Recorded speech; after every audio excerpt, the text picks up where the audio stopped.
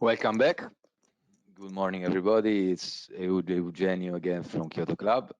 Welcome to our two speakers for this second part, Antonio Lumicisi from the Roma Municipality and Chiara Tavella from Space Consulting. I will open up the mic and I will now give the word to the first of them who's going to speak, which I guess is Antonio. Okay, thank you, and good morning, everyone. My name is Antonio Lumicisi, and I'm a climate and energy policy expert.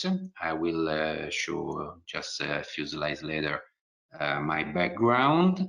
Just to introduce my speech today, I will talk about those four topics: the EU climate policy, the role of local authorities, and the covenant of measures for climate and energy is the main topic I want to discuss with you all. And finally, to say something about Turkey, the country where all the participants are coming from. Before starting, I would like to introduce a little bit myself. I am, as a scientific background, I'm a statistician and a demographer, and I have some decades of experience of sustainable development. I worked mainly with public bodies at all levels, international levels, such as FAO, at national level, such as the Italian Ministry for Environment, for example. I worked for 15 years in the past. And also at the local level, I had very interesting experience at the municipality of Rome in particular. I had also some experience as academic experience at the University of Viterbo as a professor of course forests and sustainable development. And in the last 10 years, I have focused on the role of cities reducing their greenhouse gases and polluting emissions. That's why I'm here to discuss with you all about the role of local authorities. Finally, I regularly publish some articles and posts in my personal blog on Fatto Quotidiano Online, is one of the main national newspaper, and also in a web magazine called Il Cambiamento. That's all about myself. And I would like to start with just briefly to recall what is the European Union climate policy. And maybe it's well known that the EU committed itself to reduce its CO2 emission by 2020 by at least 20%. And now the new target for 2030 is to reduce at least by 40%. This is a part of a long-term process to reach the so-called climate neutrality by 2050. This is part of the commitment the EU took under the Paris Agreement, and also under the 2030 Agenda for Sustainable Development Goals, the UN framework. As you maybe know, the new president of the European Commission, Mrs. von der Leyen, launched the European Green Deal that,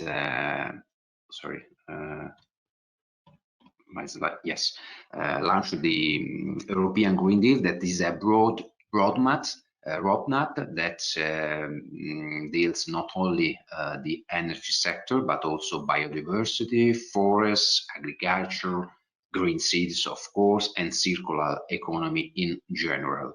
And also would be a very important platform to mobilize more than 100 billion of euro in the next years.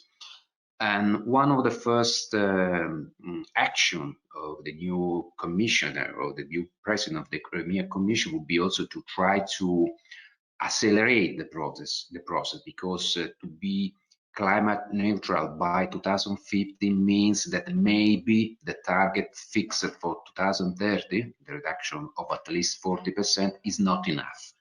So she will present a new package to update this target to at least 55%. This is very important because it will be a very important step forward the important target of climate neutrality by the mid of the century. Why the cities are so important, or the networks of cities are so important? We have to recall that cities are those places where more than 50% of the world's population lives today, and also where 80% of GDP is produced, and also where more than 75% of climate change gas emissions due to final energy consumption are emitted. That's why we say that in general the battle to save our planet is won or lost in cities. In the right of your screen you can see some summary of what happens since 2008, when the Covenant of Measures, the main initiative at the European level, has been launched up to now. In 2008, it was the first launch of the Covenant of Measures. In 2014, a new initiative called Measures Adapt, more concentrated, more focused on adaptation, instead of the Covenant more focused on mitigation actions. But in 2015, the new Covenant of Measures for Climate and Energy has been launched, and in this new version of the Covenant of Measures, mitigation and adaptation are merged, dealt together. In 2017, a new improvement has been launched, the Global Covenant of Measures for Climate and Energy. That means the European experience of the Covenant merged with the Compact of Measures experience coming from US. So the two big players from US and from Europe merged together in the so-called Global Covenant of Measures for Climate and Energy. So this is a very important step forward to clearly show the way we have to go. Now we focus on yes. Now we focus on the EU initiative, the Covenant of Measures for Climate and Energy.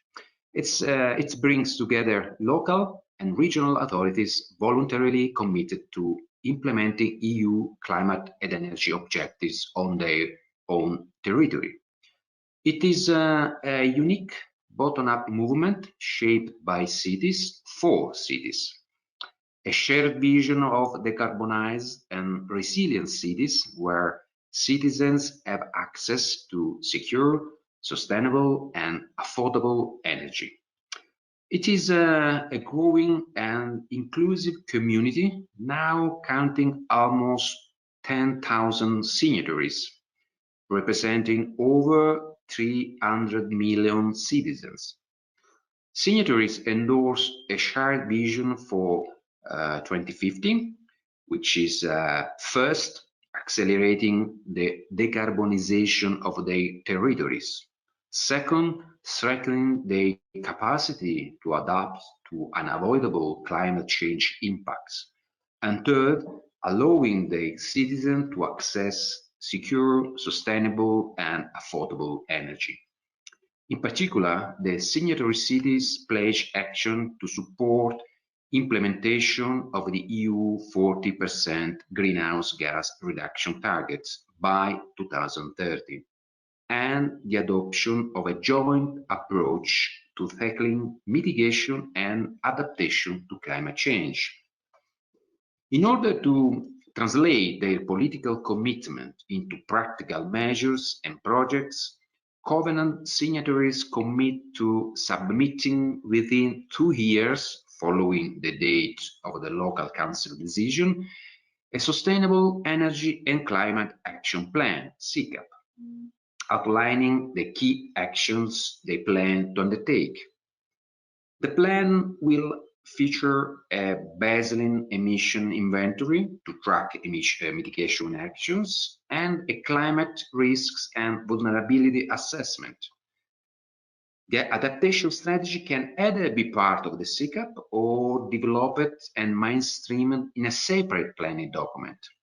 This bold political commitment marks the beginning of a long-term process with cities committed to reporting every 2 years on the implementation progress of the plans. And as you can see in the screen, at the moment, 64% of signatories submit their own plan, and 36 of them also a monitoring plan. So this is just to summarize the situation up to now. The Covenant Mayors step by step. And in the first graph, you can see the 3 main steps the cities are going to afford. In the step 1, of course, the formal signature of the Covenant of Measures for Climate and Energy. Step 2 is the submission of the Sustainable Energy and Action Plan. And between step 1 and step 2, the city defines its ambitions in order to select appropriate actions. The best in this step would be to involve local actors, in example, associations, citizens, experts, and so on, since the beginning, to define together with the local administration the ambitions and the actions to be included into the Sustainable Energy and Climate Action Plan. Step 3 is the submission of the monitoring report, and between step 2 and step 3, the city delivers practical actions and starts actions monitoring in order to have an ongoing review progress and readjust priorities for the city, because every 2 years maybe something is needed to be changed or modified, in order to have every 2 years an updated action plan. According to specific guidelines, a list of concrete actions are included into the CCAP. Actions related to each of the mandatory sectors. The mandatory sectors such as the building sector, transport sector, and local energy production sector, but also to each of the so-called non-binding sectors that the city decides to include for its own reasons, such as small industry, for example, those industries not included in the emission trading scheme that is regulated at the European level.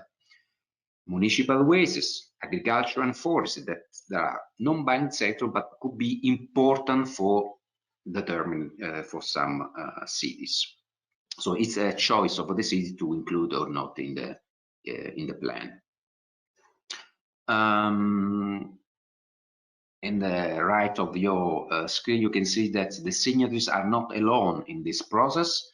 There are other actors that at different levels can give some support to the signature cities. We can see better maybe in the next slide, where we see that the Covenant of Measures for Climate and Energy includes a multi-stakeholder involvement from an administrative, technical, and promotional support from the Covenant of Measures Office in Brussels to an institutional support from the European Commission, the European Parliament, the Committee of the Regions, as well as the European Economic and Social Committee. Again, from an implementation and networking support from the Covenant coordinators and supporters to a technological support from dedicated EU initiatives such as ICT for Sustainable Growth and Smart Cities and Communities. Again, from a scientific and methodological support from the Joint Research Center, European Environment Agency, and academic and research community, to a financial support from the European Structural Investment Funds, the European funding programs like Horizon 2020, LIFE, and so on. And finally, also to awareness raising, such as the European Sustainable Energy Week and the Energy Days. In the right side of your on the slide, you can see some achievements to date of the signatory cities. They reached an average reduction of greenhouse gas emission of 23%. It's not so bad. And also they had a time for share of renewable energy, and also a reduction in final energy consumption. And finally, it's very important, they triplicate the local renewable energy production. All those numbers came from the analysis of the CCAPs, or the action plans the cities have presented up to now. Okay, I already commented this slide. Differentiate the methodological materials that the Covenant Mayors and its related support offices provides to the cities, to the senior cities, and also all the documents and yes, documents, handbooks, also webinars, tools to support the signatory cities in this process with the final objective, final target to implement as best as they can their own CCAP. Finally, the last minutes I want to dedicate to what is going on in Turkey. I understood that the participants of this webinar are people coming from this country. So I can say that at the moment we have 22 signatories from this country, from Turkey, and there are also big cities, I mean, with a number of citizens quite important, over also million inhabitants, and 12 of them already have presented and approved the sustainable energy and plan, sustainable energy and action plan, or CCAPs. The difference between CCAPs and CCAPs is just because CCAPs refer to the target of 2020 and CCAPs the target to 2030. So there is an evidence that some cities in Turkey are well involved in this process, and more on that. On top of that, I can say that 3 of those cities you can see in the final slides have already tabled the monitoring plans. That means that those cities are well involved in the process. They keep going the monitoring analysis of the single action they included into the sustainable energy and climate and action plan. And the target, of course, you can see in the slide, is around 20%, because of course those actions are related to the target they fixed for 2020. That means at least 20% by 2020. But we can see that the first 2 cities, for example, already adopted the 2030 target. So in the next monitoring plans, for sure, they will update also the emission reduction target. So that's just to conclude. I think Turkey is a very interesting platform to see and to monitor what the Covenant of Mayors is doing at the European level. I think that it's that's all from my side. I think also my 20-minute time is over. So I will thank you for your attention. I'm here to listen also a potential question later on. Thanks a lot, Antonio. I don't see, okay, well, maybe there is a question. No, just thanking you. So I would say let's leave the stage to Chiara now, and I will give her the screen and open up her microphone. Okay, so good morning, everybody.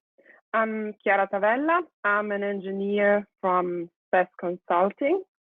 And this morning, I would like to talk to you about the link of the two measures initiatives in Europe. So the Covenant of Mayors, my colleague Antonio Lumicisi talked about, and the smart cities. You have listened to the experience from Milan. So the content here, a short introduction of our company, the sustainable goal at global level, the main pillars in Europe, examples and lessons learned, and I've tried also to collect the materials that are available nowadays. So as I said, I'm an engineer. I'm working in a small company. We are a consultancy company that are targeting public authorities, promoting experience exchange on the themes of sustainability and innovation. We have been very active at European level since the beginning. We are involved in many projects, and myself, I'm now coordinating an H2020 project called Come Easy, which is about the Covenant of Mayors. And I'm also leading a work package in the Smart City Replicate project. The work package is cross-cutting activities, and it deals with the rollout plans of the 3 lighthouses in the project, which are San Sebastian, Bristol, and Florence. But we have also a Turkish city on board, Nilufer, as follower. So let's start with the development goals. Besides the EU climate and sustainable targets about mitigation and adaptation, I would like to show you that there are the UN strategical goals that are global. They are 17. They have been set in 2015 by United Nations, and the target is 2030. There are 3 goals that are linked to our activities, mainly the number 7, affordable and clean energy, number 11, sustainable cities and communities, and number 13, climate action. They are working closely together, and they are linked with our initiatives. Why municipalities should take action on these issues? Because energy and climate transition requires a local, multi-level efficient policy. It must be driven at local level to involve all the stakeholders of the territory. The key role of a local authority is, of course, policies and regulations at local level to support the transformation of the market, but also stimulating a change in behavior of its citizens, also giving good practices and a good example, and mainly networking local stakeholders to exploit synergies and try to multiply the effects.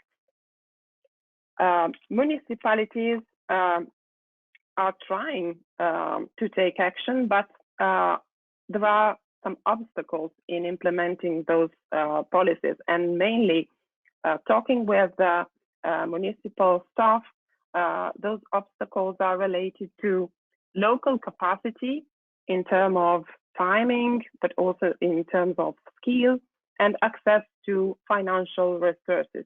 So we thought that local authorities need support to participate in those initiatives. And there are, as I will show you in the next slides, some tools and procedures that could be very helpful. The two initiatives targeting municipal users and with similar objectives in Europe are the Covenant of Mayors and the Smart Cities and Communities program. The second one is more or less the evolution of the other, and they are completely, let's say, complementary. What does SMART mean for you? I think that Piero Pellizzaro has already explained it to you, but let's highlight it again. The program set by the EU wants to improve the quality of life of European citizens. It's not only about technology implementation, but the final target is quality of life. Of course, the main aim is to reach energy and climate targets all around Europe, but also to increase competitiveness of industries and also small and medium enterprises. And it's based on sharing knowledge and replicating success stories all around Europe and also abroad. Participating cities in the programs are expected to demonstrate the feasibility of going beyond the energy and climate objectives. So it's a very ambitious program for participating cities. There are two additional linked sub-initiatives. The first one is European Innovation Partnership that has been set to put together all the stakeholders that could support the program. So cities, industries, business, investors, researchers, and there are also 6 groups, working groups called action clusters, actually working on different topics. And there's also the Smart Cities Information System, which is a platform aiming at know-how exchange. On the right, you can see a screenshot from the website of the Smart City Information System, and you can appreciate that there are already 6 examples from Turkey, 6 cities participating in projects. One of the action cluster, the planning action cluster, has developed a guidance package. I have contributed to the development of the guidance together with many technicians and stakeholders. It could be implemented both for CCUP or for Smart City Plan because it's a kind of roadmap, a procedure for integrated planning and also for the implementation. It gives hints about the smart vision definition, which is fundamental, and how to do a smart city plan based on co-production approach. It's not a unique solution, but it's a tested path. And so there are also a lot of description of practical experiences of pilot cities. And then it's important, the paragraph about how to put the plan into effect, which is the main obstacle cities are facing now. So hints about implementation and monitoring. Regarding monitoring, there are best practices reported, and 2 of those best practices I would like to focus on are the ISO standards and the European Energy Award.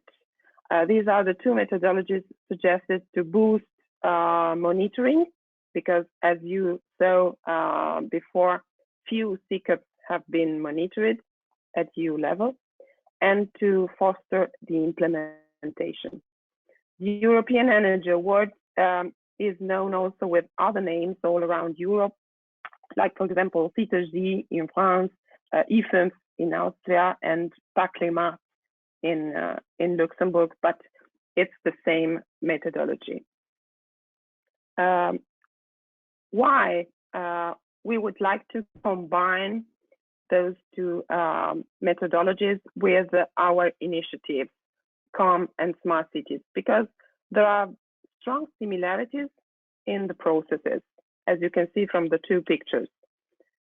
Both the initiatives require a strong initial political commitment. They require specific organizational structure with which is the main step the municipalities and anyone working in integrated policy should take. And also they try to promote long-term engagement, because it takes time to implement those plans, and those structures should last over years.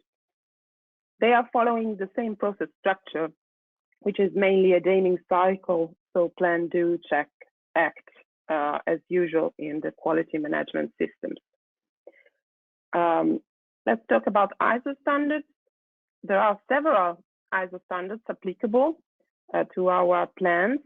The first three are quality management systems that could be used by any kind of users, also companies and private sector, about quality, energy management, and environment.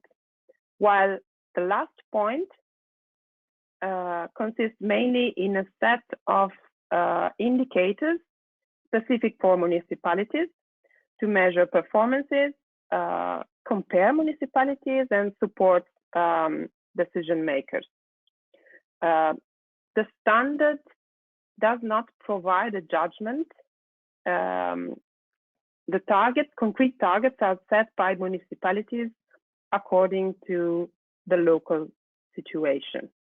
I reported also the web portal for the ISO 37120 about sustainable cities and community, where you can find practical examples of benchmarking and open data from participating cities. Regarding the European Energy Award, which is widespread in Europe, you can see from the pictures, ordinary members are in dark blue, and there are also some pilot countries in light blue. It has been drafted for municipalities by municipalities, like the Covenant of Mayors. It supports to its process through a lot of instruments available and also qualified advisors. It supports the planning and implementation of local action in all relevant areas of competence of a public authority. So joining the program, you can have access to a comprehensive pool of supporting tools that are tailored at national level, very country specific. And you can be coached by external experts. It is in use in 1,500 cities involving 60 million EU citizens. Why do local authorities choose to participate in those programs, both ISO or European Energy Award? Mainly because awarding and certification processes create increased visibility. It's a strong argument for location marketing, for example, and to show your green and smart pioneering role. Then because the possibility of having international benchmark and international networking, so gathering experiences from similar realities and compare your performances. both the systems provide effective management procedures. So if a municipality doesn't know how to deal with an integrated plan, these procedures could support the work. And then because they provide also regular training for municipal staff, and as I said, a lot of different tools, and you can see on the right some results of these tools. As I told you at the beginning, I'm coordinating a project which is actually ongoing. It's called Lumicisi. The project aims at synchronizing and aligning all those initiatives, trying to facilitate municipalities in their work and facilitate multiple engagement. So starting from the governance and going into the smart city world. We would like to increase the number of cities and communities engaged with the EU targets by producing effective plans. What we are doing now with 18 selected ambassadors municipality, we are testing tools that will be provided later on an open platform available for anyone. On the left, you have the list of the new tools, and we will have also training materials and a lot of available supporting instruments for municipality, especially for calculating, but also reporting and bench learning. The first tool available is a guideline for stakeholders engagement. I think that all of you is aware that smart city is based on co-production, on networking. So it's very important to engage stakeholders, but it's important to say also that engagement processes must be managed. To achieve good results and to achieve the targets you have in mind, you should have clear rules, dedicated resources, and realistic expectations from both sides. So this tool is a guideline for people involved in energy and climate planning or management, and it could be a useful resource for a wider environmental community. It's aimed at supporting the working teams and leaders in engaging stakeholders, because energy, climate, and smart issues are cross-cutting subjects. So you have environmental, but also economic, social, political impact.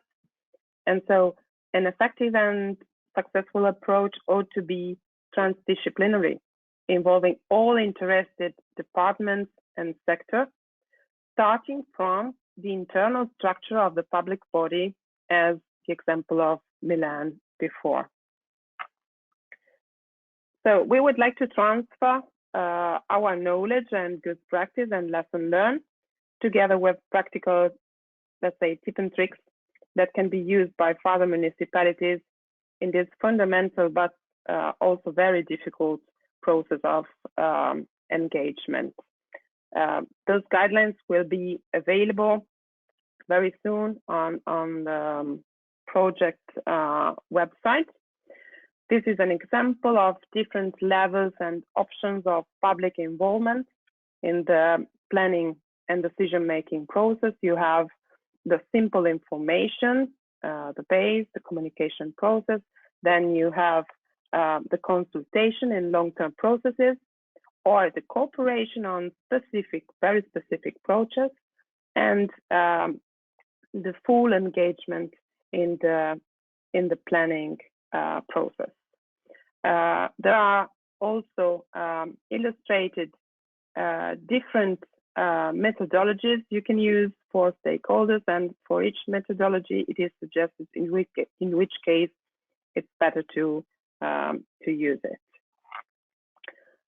I would like now to illustrate you a practical example, which is reported also in the Smart City Guidance Package. It's the municipality of Florence, which is involved in both our European projects, and we have been supporting since 2010. It's a city which, step by step, has become a smart city, starting from the covenantal mayors and now rolling out solutions tested at pilot level to the whole metropolitan level, so also outside the city. As you can see from the list of their commitments, sustainability in Florence is, as they say, is a never-ending story. So it's really a long path. We have developed a smart city plan based on the CEAP submitted to the Covenant of Mayors. The difference is that the smart city plan has a wider scope, as you can see from the sectors included, and it has been developed with a very deep participatory approach, implementing system thinking methodologies and listening marathons and public consultation. Everything started from a co-produced vision and agreed ambitious measures in different fields. After these plans, the city has been granted with an SCC1 project, Replicate, together with San Sebastian and Bristol, and they have tested smart measures in a district to develop then, from the lesson learned, a rollout plan. Just to give you an idea of the actions in place in the single district of Florence, they are similar to those implemented by Milan. We start from mobility, for example, which was the most impacting sector in a city of Florence, which counts about 10 million tourists each year. And beside the actions in place on public transport, like the new tram lines, electric buses, and so on, in the project, they developed a e-taxi fleet, electric taxi fleet of about 100 e-cars, and they have a dedicated fast recharge infrastructure and an app to book the recharge at the columns. Then we have a public infrastructure for private car.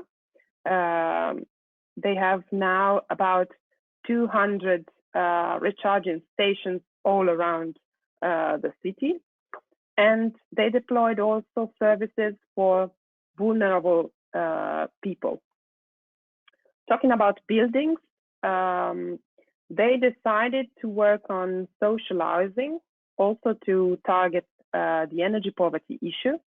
There's the retrofitting of 300 flats, and also a very interesting micro-district heating system, which is connected to a big solar plant and a seasonal thermal storage built underground. That is the first example in Italy. There are also some other measures to target the energy efficiency issue. For example, there are an app and smart info devices for citizens to monitor consumption and to try to raise awareness and change their behaviors. And then, of course, being a smart city project, there's also a big implementation about ICT. For example, there's the IoT technology that have been tested on smart waste systems, smart bins. There are also smart benches for citizens set in the parks, giving information and gathering data. And and also a smart watering system for green areas and parks in the city to save energy and water. But regarding ICT, the biggest action is the Smart City Control Room that is gathering data from all public services and also, for example, energy providers and other services in the city, because they have signed an agreement which is called Digital Manifesto to provide data to the municipality to manage better and better the territory. This is and also I was forgetting about smart lighting, that is more or less very common in this smart city project, which is linked to energy efficiency, but also adding on the lighting infrastructure, other services like Wi-Fi, sensors, video surveillance, and so on. So plenty of things in a single district. What we have learned from this experience, let's say that after those years of cooperation, it resulted clear that the smart city is rather a liquid concept. It's not rigid. There's not a single definition, and it's not linked to the use of technologies. It's more related to a continuous process or an approach which is embedded into the municipal organization, which has to respond to new challenges for its citizens' well-being and also for its own resilience. So behind innovative technologies that are evolving faster and faster, and for example, in few years, they can also become cheaper, changing completely their actual business models.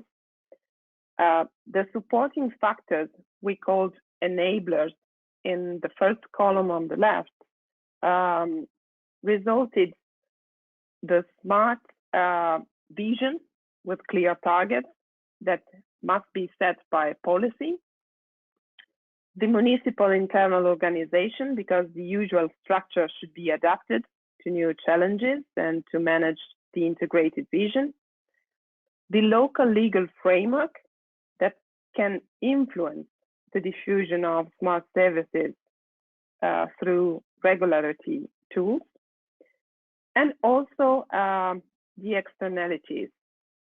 Let's illustrate you what I mean by externalities.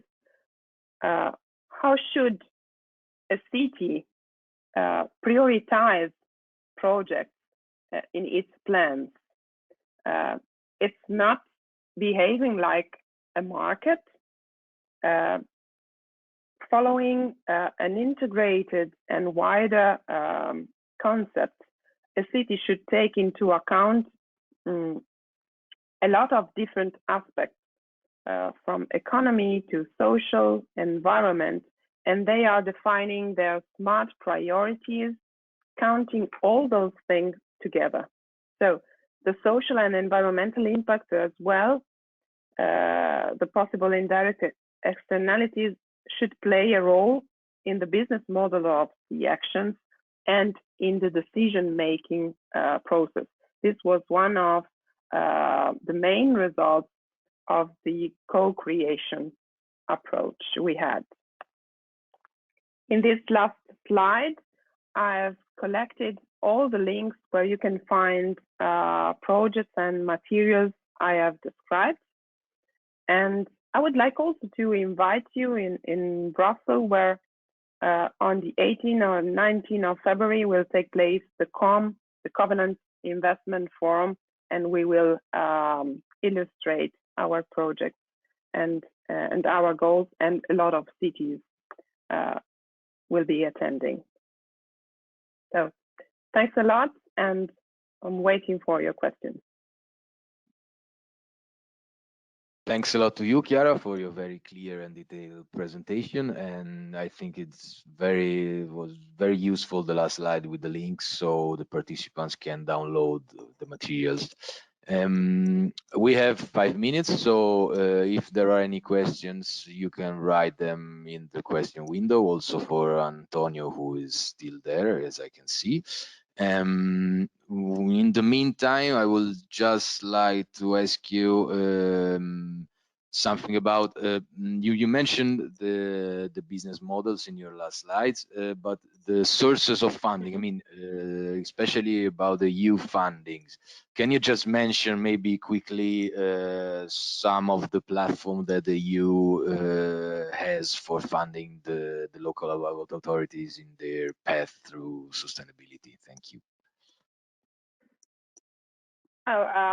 We have found out that there are a lot of different sources for funding smart city projects, starting from EU funding. For example, we had the H2020 program that now will be released for 2030 with new features.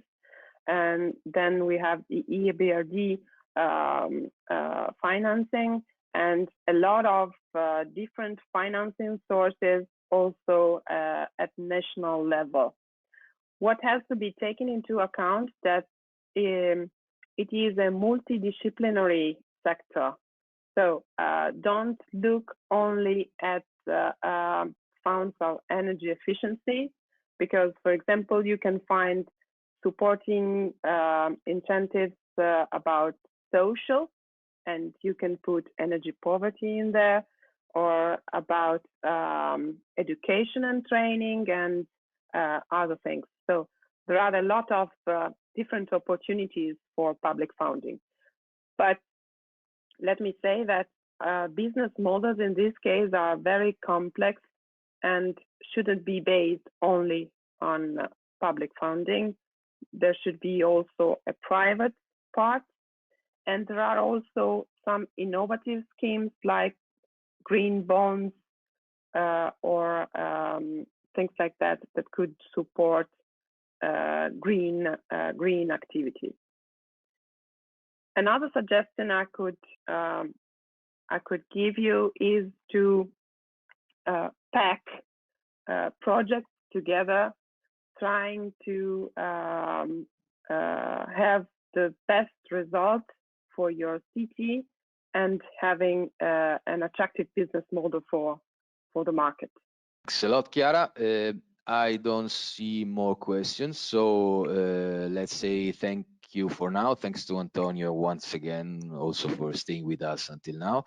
I remember to the participants that all the presentations of today will be available on kyotoclub.org, our website, and in the few days next week, probably also the recorded videos of the webinars.